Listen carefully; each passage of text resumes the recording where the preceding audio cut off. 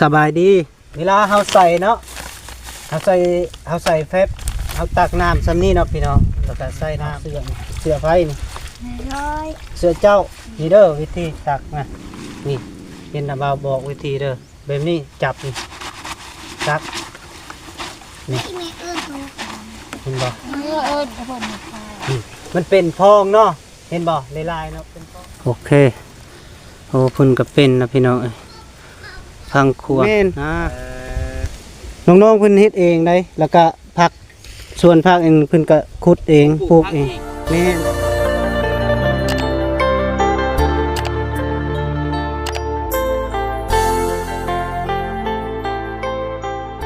สบายดีและสวัสดีพ่อแม่พี่น้องมื้อสุขสุคนทางฝั่งไทยฝั่งลาวและต่างประเทศนำเด้อเนาะยินดีต้อนรับเข้าสู่ซองของเบาแก้วชาแนลคือเก่าพี่น้องเอ้ยมื้อนี้เบาแก้วก็มาหาน้องน้องเฮือยคือเก่าพี่น้องเอ้ยก็ตอนนี้เบาแก้วก็มาฮอดบ้านน้องเพิ่นแล้วพี่น้องเอ้ยทางน้องเฮือยเนาะพี่น้องเนาะก็ตอนนี้ก็เงียบอยู่เพิ่นจักเฮ็ดหยังเนาะพี่น้องเนาะตอนนี้ก็ยังทันรู้ว่าเพิ่นเฮ็ดหยังอยู่เนาะก็โอเคเนาะพี่น้องถือว่าเบาแก้วสิเข้าไปถามเพิ่นเนาะบางเทื่อเพิ่นก็นอนสบายดีลูกเด้อเฮ็ดหยังอยู่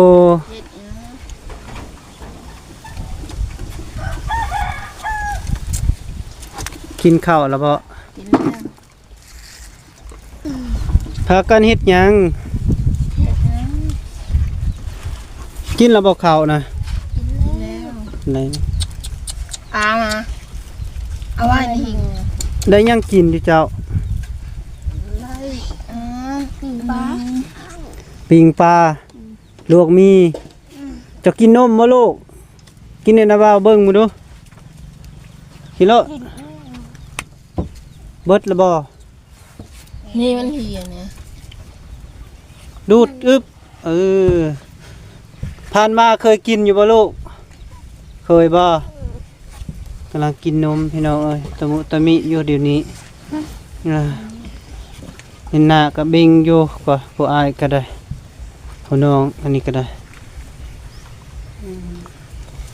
น้องไปใส่ลูกไปเอางัวกินน้ำไปเอางัวกินน้ำ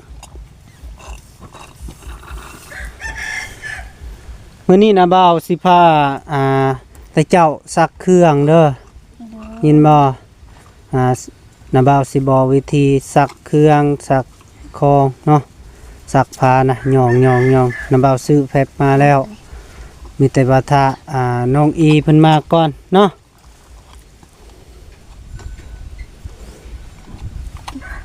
เคยซักบ่เครื่อง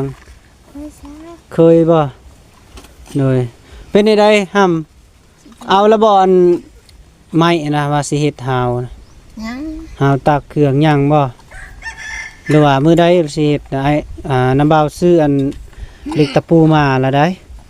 มีแต่ว่าพร้อมเฮ็ดแล้วบัดนี้ได้เฮ็ดมื้อนี้ก็ได้ไม่วิกอันนี้ไม่วิกบ่เพิ่นสิบ่ให้บ่วิกมันนอนโดยเฮ็ดมื้อนี้เลยเนาะตอกแล้วก็มีเสียมบ่เสียมผ้าเด้โดยไปเกียมเอาขาแพยังก็ได้ส่งเสื้อยังน้ำเบาสิพาไปซักเครื่องไปแล้วก็สิเอาเป็นนี่ไปห้องบอนพื้นเด้อพื้นนั้นน้ำมาดานนะจุเจ้าเหยียบไปเหยียบมามันเป็นขี้ตมเด้เขาเลยเอาเป็นไปห้องใส่ก็ได้เนาะเฮาเหยียบไปจะบ่มีขี้ตมเนาะเอาเกียมบัดนี้เฮาก็สิไปอันนั้นนะไปซักเครื่องมานี่เนาะพี่น้องพี่น้องถือว่าเบาแก้วกับสิพาน้องเพิ่นซักเครื่องเนาะกับเบาแก้วกับสิสอนวิธีซักเครื่องพี่น้องมื้อนี้นะเบาแก้วก็วางอยู่เนาะพี่น้องเนาะแต่ว่าตอนนี้ก็สิให้น้องเพิ่นเอาอันผ้าแพรอีหยังต่างๆแล้วก็ออกไปแล้วสิพาเพิ่นซักเลยเนาะพี่น้องเนาะโอเคโอ้โธ่พี่น้องเอ้ย โถน้องๆเพิ่นดุมันนี่ลินี่พี่น้องเอ้ยฮะปลูกผักปลูกหญ้าแล้วพี่น้องเอ้ยเพิ่นได้น้ำแล้วก็ปลูกผักเลยพี่น้องอ๋อชาวเอกเป็นบ่ลูกโอ้เจ้านี่คือเก่งแท้ว่ะ เป็นเพลงเป็นไงเนี่ยนี่ ไปเอาคุแน่ลูกโดยมีแล้วก็บ่เป็นหยังเข้ามาเลยพ่อ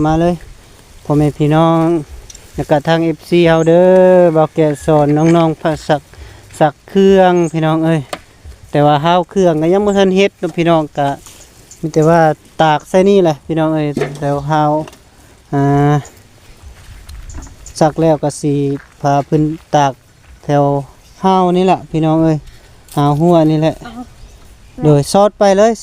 ยโอเคอันเดียวนะบ่มาขุด ลูกคู่ของเรา เลยได้ก็ได้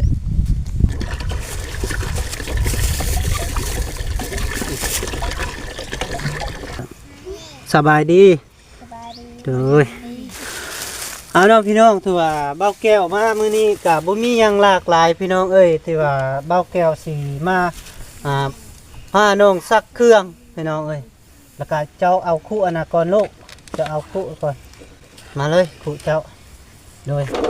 เจ้าซุปบ่นี่เจ้าซุปน้ำเบาสิบอกซุปไปเลยโอเค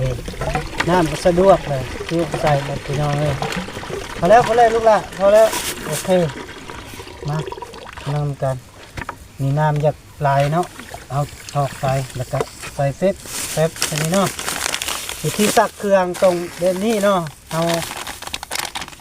เฟสจะได้บ่นี่ตรงนี้อันน้ำเบากัดซะบ่เนาะเบิ่งกัดเลยก็ได้เปื้อนไปก็เป็นแล้วเนาะเบิ่งเด้อ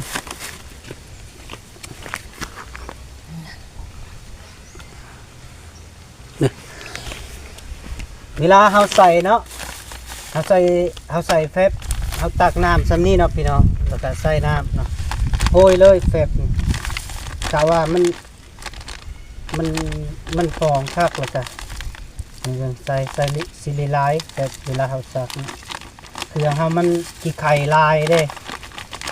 เฮาบ่ได้ซักไปโดนแล้วก็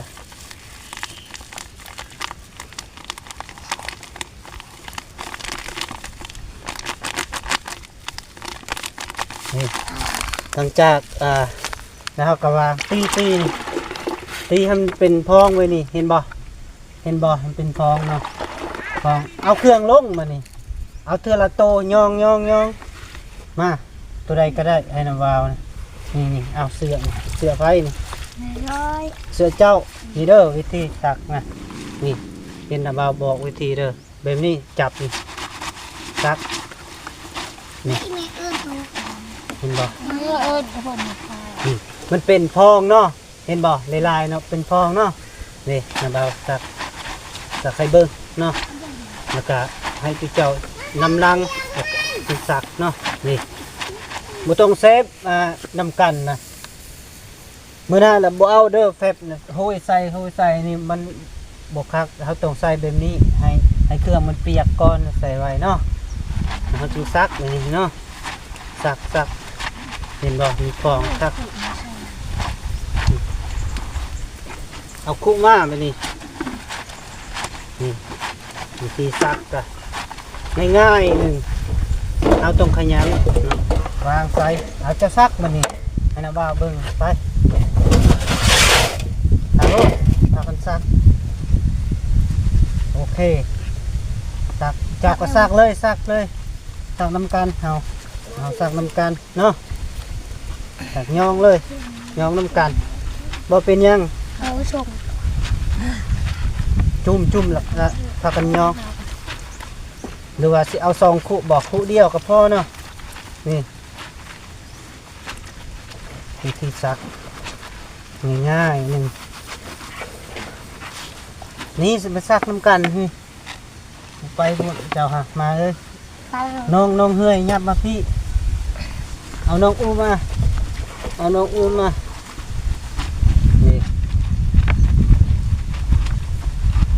ย่องเบิ่งเอาคุนี่เนาะเอาจะซุปไปนี่ซุปน้ำบาซิตี้ให้บ่เฮ็ดไปนำบ่เฮ็ดบ่ซักไปนำมันบ่คักย่องเอา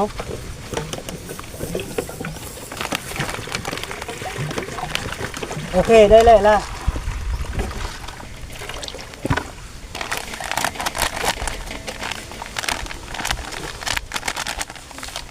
บ่มีผู้ใดที่เหนียวสิส่งบ่มีเนาะ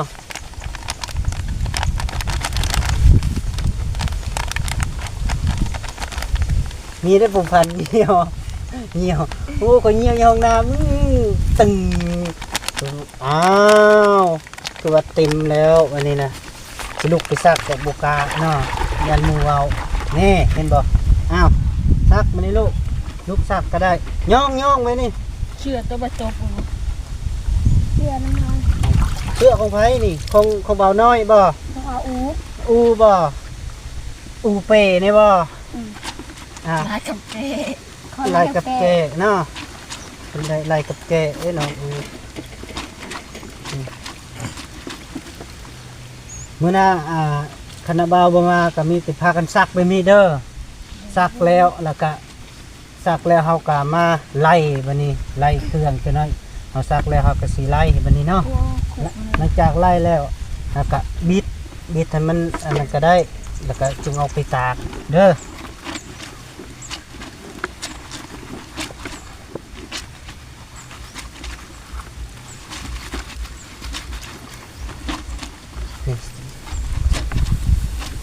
โอเคโอ้ยงามเด้เสียจังเนาะนี่นะดาวสัตว์คักแล้วน่ะ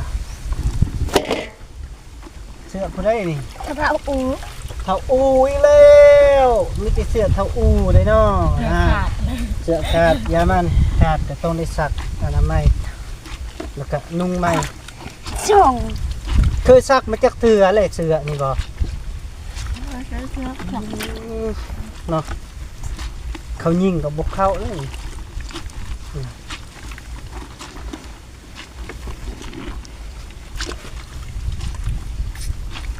โอ้ดำพี่น้องพี่ผู้น้องเพิ่นบ่ได้ซักมาโดนเนี่ย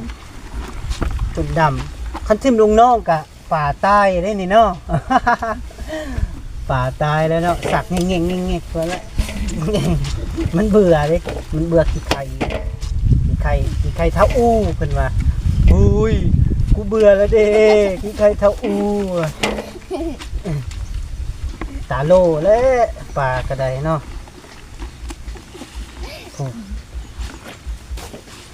ไผส่งเสื้อไผนี่ เสื้อเท้าเนื้อ เท้าเฮือยเบิ่งสิจักใครเท้าเฮือยบัดนี้ย่องเอาคือน่ะบ่าวบอกโอเคจังซั่นแล้วก็จุ่มอีกจุ่มใส่แฟบแล้วก็ย่องอย่างนี้ พอแล้วนี่มีน้ำล้าง จะน้อยก่อนไผเป็นผู้สูบน้ำไผเป็นผู้รับผิดชอบยุบน้ำบ่เจ้าบ่เจ้ายุบน้ำบ่ยุบกะคักได้ยุบน้ำเนาะได้กามใหญ่ได้ลูกเงียบ คือกระเดาเนาะ เครื่องเสื้อ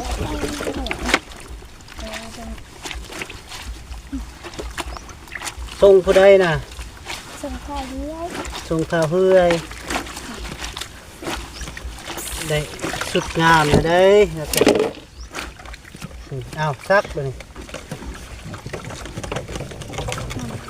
ไปเอามาน้ำเบามาซักเองนี่เกือบไปเจ้าเนาะแต่บ่เป็นหยังน้ำเบาบ่ไว้บ่ว่ากันซักก็ได้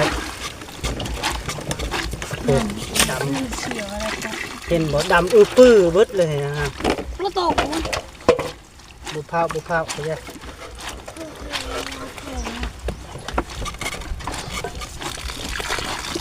ข้าว อ้าวสะไว้สะสิผักแล้วมันผักมันสิตายสะโยม นมน้อย โยม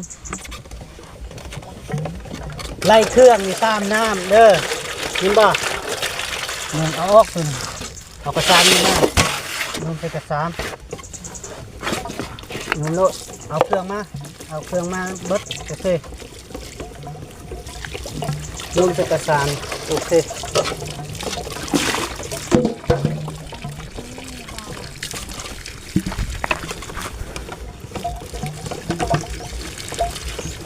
นี่เห็นบ่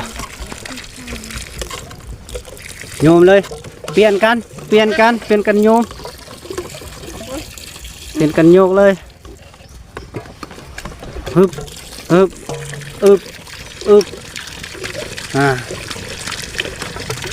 อย่าลิ้นลูกเปื้อน มันจะปวดได้ไหม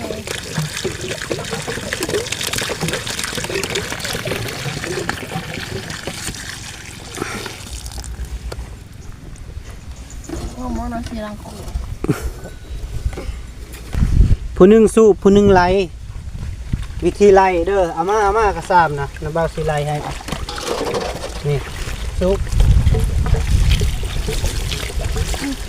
นี่เด็ดอยู่นี่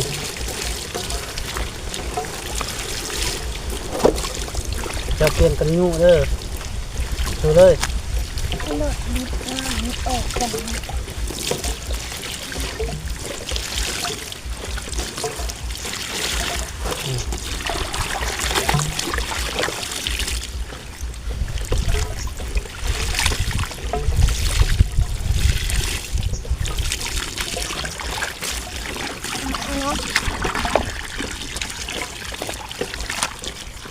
ดูเลย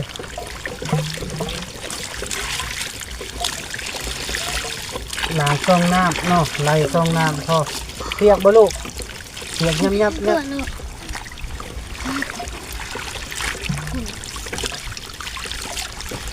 นี่น้ำขุ่นนี่เอาตึงดึงก่อนเอาตรงออกก่อนทอกลงเบิ่งกระดาษที่ใส่ลงตัวก็ตัวน้ำทะเลไปดำหมดเอาเป็นท้ายกันเลย น้ ช่องเอาอีกน้ำนึง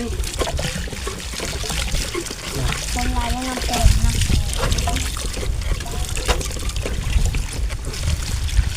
ชื่อที่วิธีสักเครื่องมันนี่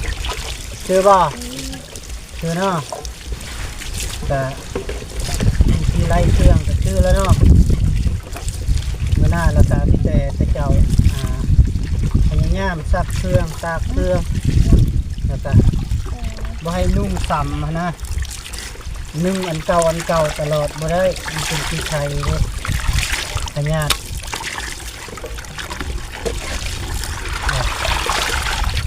เริ่มจวด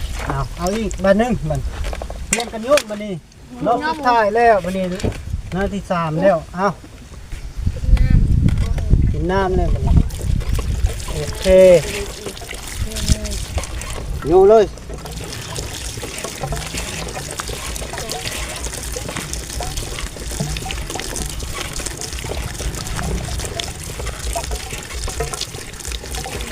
ไล่นี่ไ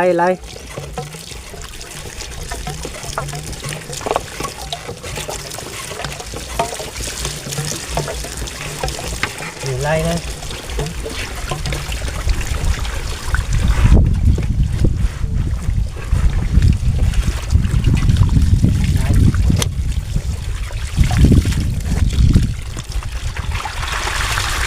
ได้แล้วนี่เอาลงเอาวิธีตากเอามาพี่เอามาทางนี้วิธีให้ที่เจ้าตากเครื่องเจ้าตากแบบใด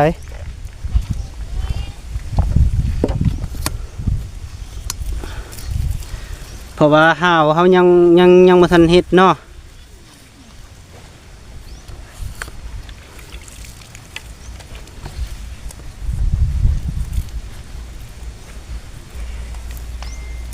ตาก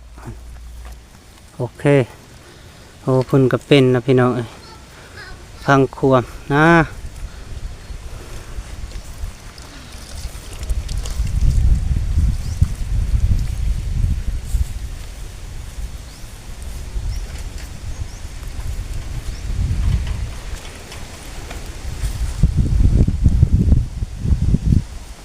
นี่มาพี่ก็ได้ทางเสื้อนาบาวนี่มาเลย